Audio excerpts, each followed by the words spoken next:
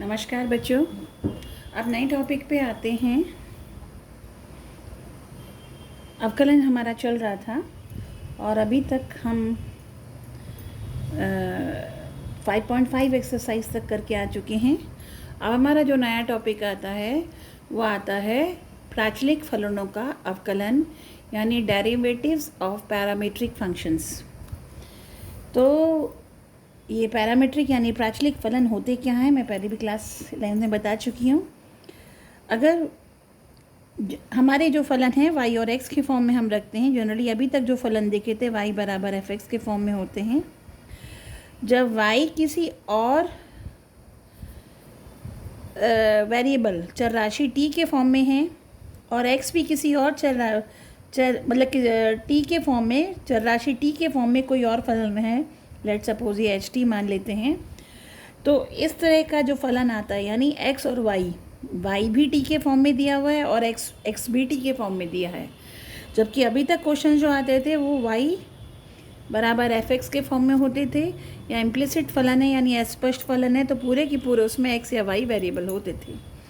अब यहाँ पर एक और नया वेरिएबल आ गया है t, और y भी की t के रूप में आ गया है और x भी t के रूप में है। डायरेक्ट y और x के बीच में आपका कोई फलन ये नहीं है डायरेक्टली, हालांकि ये किया जा सकता है इन सम केसेस। और तब इस स्थिति में dy बाई डी एक्स जो निकालते हैं यानी y का x के सापेक्ष में, जबकि यहाँ से अगर आप इसमें समीकरण अवकलन निकालेंगे तो यहाँ y का t के सापेक्ष निकाल सकते हैं या x का t के सापेक्ष निकाल सकते हैं, या हद से हद t का x के सापेक्ष और t का y के सापेक्ष। लेकिन अगर यहाँ से आपको dy बाई डी एक्स निकालना हो तब उसके लिए जो सूत्र प्रयोग करते हैं वो होता है dy by D T upon D x upon D T, यानी y का t के फॉर्म में dy t के सापेक्ष निकालेंगे, x का t के सापेक्ष निकालेंगे। जैसे कि एक्सरसाइज 5.6 का पहला क्वेश्चन ही मैं आपको बताती हूँ। क्वेश्चन नंबर 1 में आपको दे रखा है x बराबर 2at स्क्वायर और y बराबर at की पावर 4। आपसे कहते हैं यहाँ से dy बाई डी एक्स मालूम कीजिए। तो dy बाई पहले यहाँ x को t के सापेक्ष करेंगे तो dx अपॉन dt निकालेंगे। इसका मतलब ही होता है x का अवकलन t के सापेक्ष। तो इसे आप सॉल्व करेंगे तो ये आएगा 4at और dy बाई dt आएगा आपका 4at की पावर 3। तो अब dy बाई डी एक्स आपसे पूछा गया है तो dy बाई dt होगा dy by D x upon dy by dt upon dx upon dt।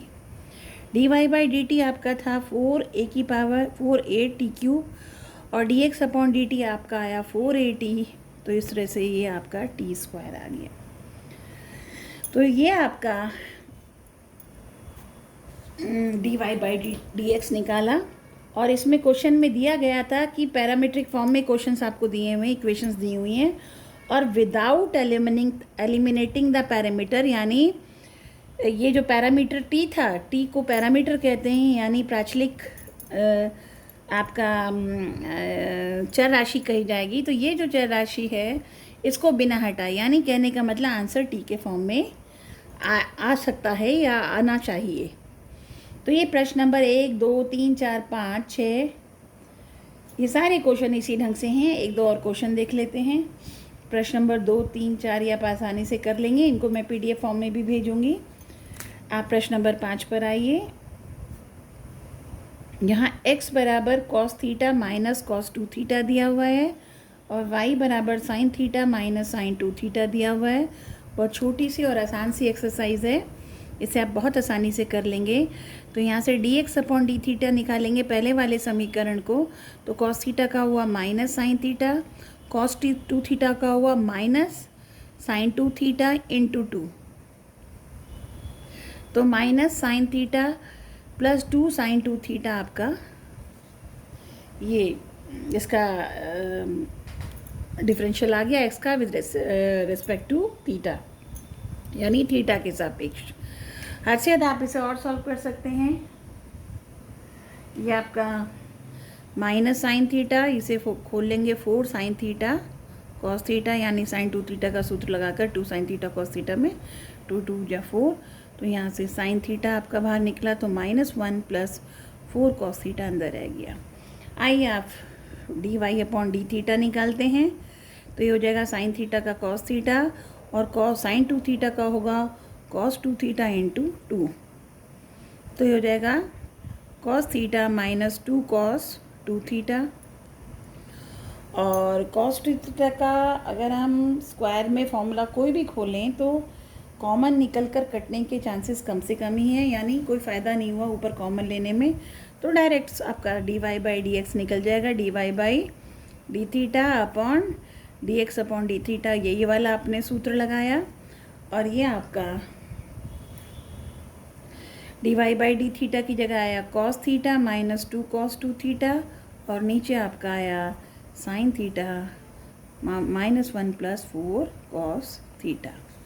तो यही आपका डिफरेंशियल बन गया।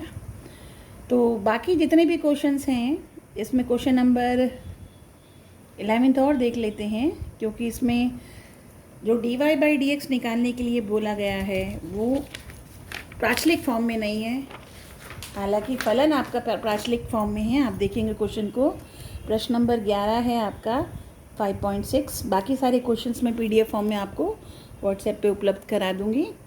और ये आपका है x बराबर अंडर रूट a की पावर साइन इनवर्स t,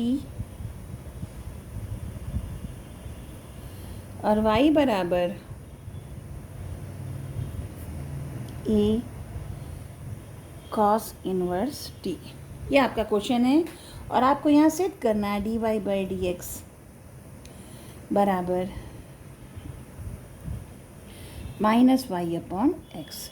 तो आप यहाँ देख रहे हैं x t के फॉर्म में, तो dx अपॉन डी टी निकलेगा, dy बाई डी टी निकलेगा, लेकिन जब dy बाई डी एक्स निकलेगा उसमें अल्टीमेटली आपको शो करना है कि ये -y अपॉन एक्स रह जाएगा। तो अगर हम पहले dx अपॉन डी टी लेते हैं, तो dx अपॉन डी टी को लेंगे तो पहले पावर 1/2,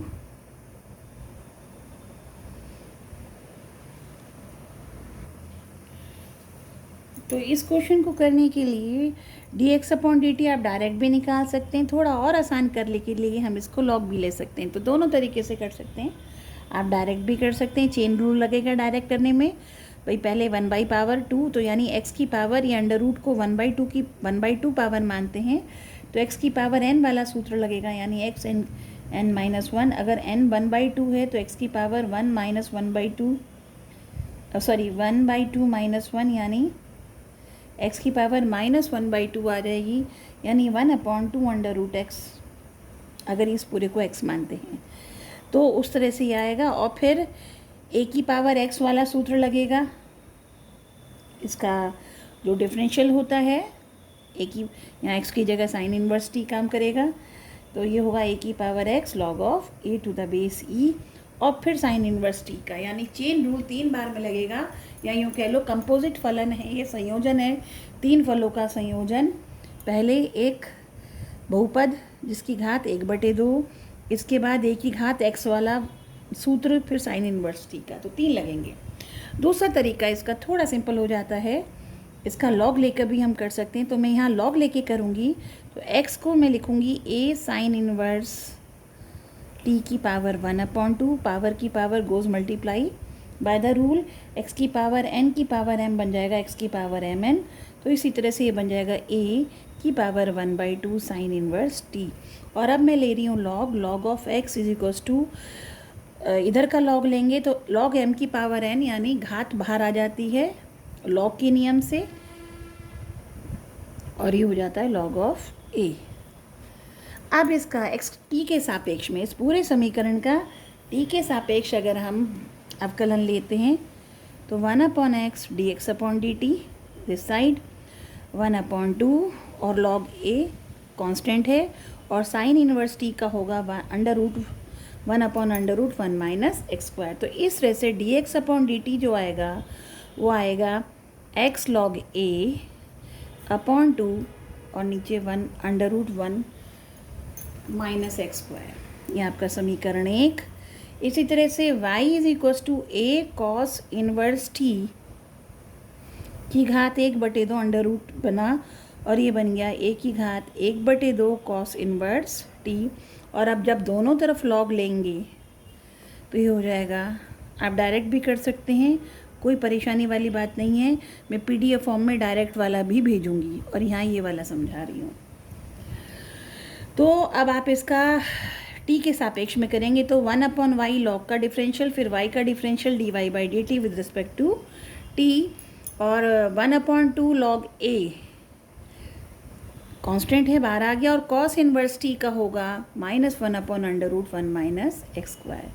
तो इस तरह से dy/dt आपका बैठेगा minus log a into y/2 √1 - x²। और अब आप जब dy/dx निकालेंगे यहाँ पर, तो ये यहाँ सूत्र वही लगाओगे, dy/dt अपॉन dx/dt, ऊपर minus log a/2 √1 - x² into y, नीचे समीकरण 1 से ये समीकरण 2 था, x/2 लॉग a, नीचे √1 - x²। तो ये लॉग ए से लॉग कट गया, 2 से 2 कट गया, ये कट गया, ये रह गया आपका -y/x, जो कि आपको सिद्ध करना था। तो इस तरह से ये आपके पैरामीट्रिक फंक्शंस यानी कि प्राचलिक जो आपके फलन होते हैं उनका ये आपका डिफ्रेंसिएशन इस ढंग से किया जाता है। इसके बाकी सारे क्वेश्चंस और जितने भी एग्जांपल्स आप करेंगे, बाकी सारे क्वेश्चन को PDF फॉर्म में आपके पास भेजूंगी, उन्हें आप अपनी कॉपी में करें। और इसके बाद कल करेंगे सेकंड ऑर्डर डेरिवेटिव, ये भी बहुत छोटा सा टॉपिक है, और फिर आपका ये पूरा हो जाएगा, ये पूरा चैप्टर। और इस साल के लिए मीन वैल्यू थ्योरम और रॉलेज मीन वैल्यू थ्योरम दोनों के दोनों डिलीट कर दिए, फिर भी मैं आपको ये भेजूंगी ज़रूर, ताकि आप अपने एग्ज़ाम जो कंपटीशन है उनके लिए तैयारी करते रहें। Thank you.